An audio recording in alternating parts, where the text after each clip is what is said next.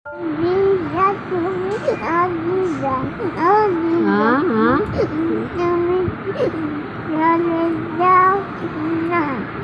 ঠিক আছে যাবো না। কষ্ট পাচ্ছে মানে ও এখন যার দেখতেছে তার দেখেই ওই ঠাম্মা কই করে কালকেছে, কাল দিচ্ছিলাম আমি দেখতে দিইনি, খেদাই গেছে। মাত্র 5 বছরের শিশুর দুটো কিডনি 95% বিকল। দিন আনা দিন খাওয়া সংসারে 55 লক্ষ টাকার প্রয়োজন চিকিৎসার জন্য। অবশিষ্ট যা ছিল সব চিকিৎসার পেছনেই শেষ হয়ে গেছে। এখন সন্তানকে কিভাবে বাঁচাবে সেই দুশ্চিন্তায় দিন কাটছে এক সিভিক ভলেন্টিয়ারের পরিবারের। নদিয়ার শান্তিপুর থানার বেলঘড়িয়া 1 নম্বর গ্রাম পঞ্চায়েতের অন্তর্গত বাইপাসপাড়া এলাকার বাসিন্দা বিশ্বজিৎ বিশ্বাস পেশায় থানার সিভিক ভলেন্টিয়ারে কর্মরত। তার একটি 5 বছরের সন্তান রয়েছে। সিভিক ভলেন্টিয়ারের কর্ম করে যেটুকু আয় হয় তাই দিয়েই তাদের সংসার চলে। গত 2.5 বছর আগে তার সন্তানের শরীর হঠাৎ ফুলে উঠতে শুরু করে। খারাপ লক্ষণ বুঝতে পেরে চিকিৎসকের কাছে নিয়ে যায় তার বাবা মা। সেখানেই শুরু হয় চিকিৎসা। পরবর্তীকালে জানা যায় তার সন্তানের দুটো কিডনি 95% বিকল হয়ে গেছে। বিশ্বজিৎ তার সন্তানকে নিয়ে বিভিন্ন রাজ্যের নামি দামি হাসপাতালে গিয়েছেন ছেলেকে বাঁচানোর তাগিদে। নিজের সম্পত্তিগুলো যেটুকু অবশিষ্ট ছিল তাও শেষ হয়ে গেছে চিকিৎসার পিছনে। বর্তমানে প্রতিবেশীরাই যেটুকু সাহায্য করছে তা দিয়েই কোনো রকমে খেয়ে দিন কাটাচ্ছে তার পরিবারের। অসুস্থ শিশুর ঠাকুমা উষারানী বিশ্বাস চোখের জল নিয়ে বলেন, সকলে যদি একটু সাহায্য করেন তাহলে নাতিটা হয়তো বেঁচে যায়। ভীষণ কষ্ট পাচ্ছে আর সব সময় আমার কথা জিজ্ঞাসা করছে। কথা বলতে গিয়ে হাউমাউ করে কেঁদে ফেলেন তার ঠাকুমা।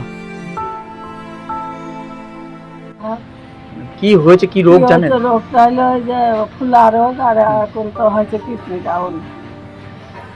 মানে কতদিন আগে থেকে বুঝতে পারছেন এটা ধরা? 3 বছর মতন হইলো চিকিৎসা করেই যাচ্ছে। চিকিৎসা চলছে? চিকিৎসা চলতে যত দূর পাচ্ছি তত দূর করতেছি, তত দূর করিয়ে আর আমার এখন আর সমর্থন নেই। সবাই যদি এখন একটু আমাদের মুখ তুলে তাকায় সাহায্য করে তাহলে হয়তো বাচ্চাটা বেঁচে যেতে পারে। মানে কোথায় কোথায় গেছে নিয়ে গেছেন চিকিৎসা? কোথায় গেছে? চেন্নাই গেছে, পন্ডিচারি গেছে, বেঙ্গলে গেছে, পিজি হসপিটালে, ভবানীপুর, এই চত্বর ঘোরা হয়ে গেছে। প্রচুর টাকা খরচ হয়ে গেছে। প্রচুর টাকা, তাও নাই 20-25 লাখ টাকার বেশি ছাড়া কম না। আর আমাদের আর ঘুরে দাঁড়ানোর মতন নেই বাচ্চার জন্য। বয়স কত? বয়স হলো 5 বছর 7 মাস। ও তো খুব কষ্ট পাচ্ছে এখন। কষ্ট পাচ্ছে মানে ও এখন যার দেখতেছে তার দেখেই ওই ঠাম্মা কই করে কালকেছে, কাল দিচ্ছিলাম আমি দেখতে দিইনি, খেদাই গেছে। আমি চলে আসি সন্ধ্যের সময়। অন্যদিকে বিপ্রজিতের বাবার বুকের মধ্যে চাপা কষ্ট তার চোখে মুখে স্পষ্ট প্রকাশ পাচ্ছে।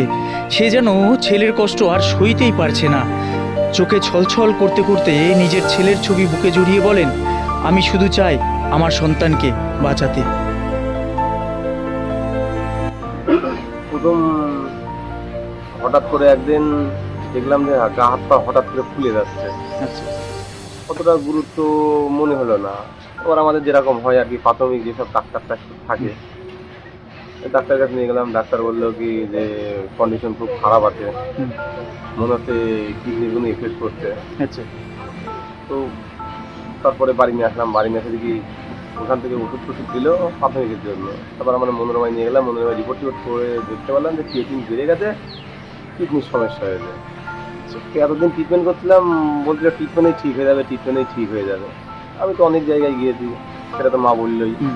আমি অনেক জায়গায় কোথায় কোথায় গেছেন? প্রথম মণিপাল গিয়েছি, ব্যাঙ্গালোর। তারপরে আমাদের রোগের নামটা কিছু বলেছে? হ্যাঁ, নিউরোলজি, কিডনির রোগ। আচ্ছা, কিডনি রোগ। কি কি ডাক্তার কি কিডনি চেঞ্জ করার কথা বলেছে নাকি? হ্যাঁ, ট্রান্সপ্লান্ট করার কথা বলেছে। ট্রান্সপ্লান্ট কথা বলেছে। প্রতিবেশীরা বলছেন, যেটুকু আমরা সাহায্য করছি তা দিয়ে দুমুঠো খেয়ে দিন কাটছে পরিবারের। সন্তানকে বাঁচানোর তাগিদে সম্পূর্ণ নিঃস্ব এখন ওই পরিবার। ছেলেটা প্রথম দিকে মানে ভালোই ছিল, কিন্তু হঠাৎ করে যে ওর কি হয়ে গেল সে তো চেন্নাই ব্যাঙ্গালোর টোর সব ঘুরছে, তাতে ওদের বাড়ির লোকের মানে 12-25 লাখ টাকা অলরেডি খরচ হয়ে গেছে। আর মানে অবস্থা নেই, আর খরচ করার মতন পরিস্থিতি নেই। মানে যা ছিল সব বেচে কিনে যা ছিল সব ওদের শেষ। মানে এখন খাওয়া দাওয়াই এদের ঠিকঠাক চলছে না। এখন পাড়ার লোক যেভাবে সাহায্য করছে ওই জন্য এদের খাওয়া দাওয়াটা টুকটাক চলছে, তাছাড়া না দিলে এদের না খেয়ে দিন যেত।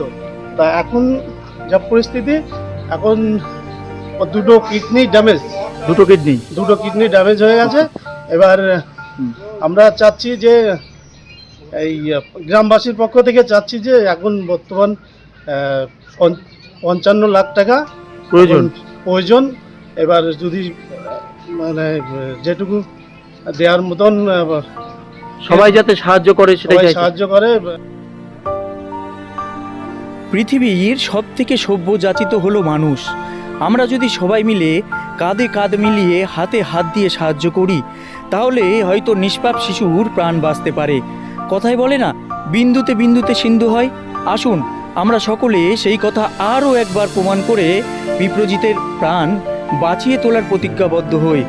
ভগবানের কাছে প্রার্থনা, যত দ্রুত সম্ভব সুস্থ হয়ে উঠুক ওই শিশু। বিপ্রজিৎ, তুমি লড়াই চালিয়ে যাও, আমরা সকলে তোমার পাশে আছি। নদিয়া থেকে সুরজিৎ দাস, শান্তিপুর নিউজ।